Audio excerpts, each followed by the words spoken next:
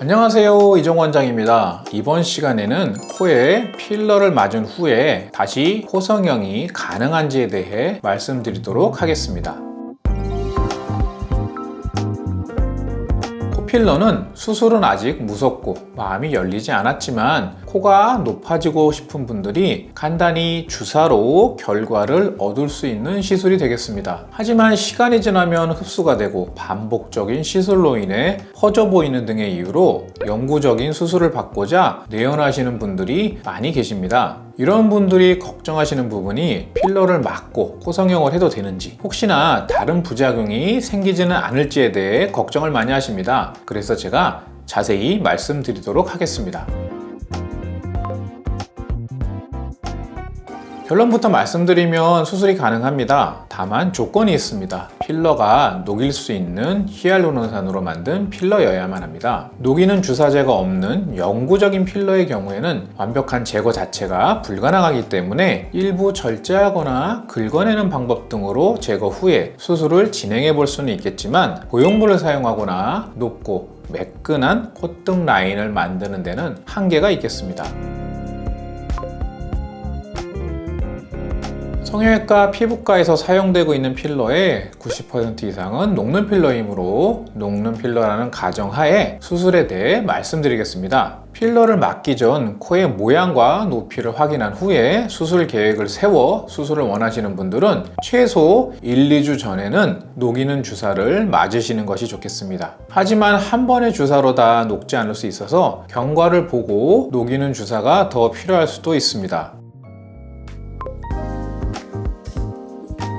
당연히 필러를 녹이고 수술을 받으시는 것이 수술 계획을 세우는 데는 좋겠지만, 주사의 아픔은 둘째치더라도 멍이 발생할 수도 있고요. 낮아진 콧대로 일주일 이상 일상생활을 하셔야 되기 때문에 사람들을 많이 만나야 하는 분들의 경우에는 곤란해 하시는 경우가 있습니다. 그런 경우에는 필러를 녹이고 동시에 수술을 진행할 수가 있습니다. 장점은 수술과 동시에 진행하기 때문에 아프지 않게 녹이는 주사를 맞을 수 있고요. 낮아진 코로 일상생활을 안 하셔도 되는 부분입니다. 단점은 동시에 녹이고 수술을 진행하게 되면 아무래도 붓고 멍이 들기 때문에 일부 필러가 남아있는 것을 잘 확인할 수가 없습니다. 그렇기 때문에 낮은 확률이지만 라인에 굴곡이 생길 수도 있습니다. 이후 남는 필러가 느껴질 때는 섬세하게 주사로 녹일 수 있어서 또 그것 또한 해결할 수가 있습니다. 많은 케이스의 필러 맞은 코에 성형수술을 진행해 본 제 경험을 말씀드리면, 여러분들이 걱정하시는 염증의 확률은 더 높아지지는 않았었습니다. 오히려 지속적이고 반복적인 필러 시술로 피부와 코 안의 구조물들 사이 연부 조직들이 얇아지고 손상을 받아서 필러만 맞았을 뿐이지만 마치 실리콘 보형물을 넣었던 코의 재수술과 같은 조직의 상태를 보이는 경우가 많이 있었습니다. 수술이 어려운 것은 아니지만 아무래도 필러를 맞지 않은 코에 비해서는 실리콘이 비쳐 보이는 정도나 기타 수술 결과의 예측이 좀 달라질 수도 있겠습니다.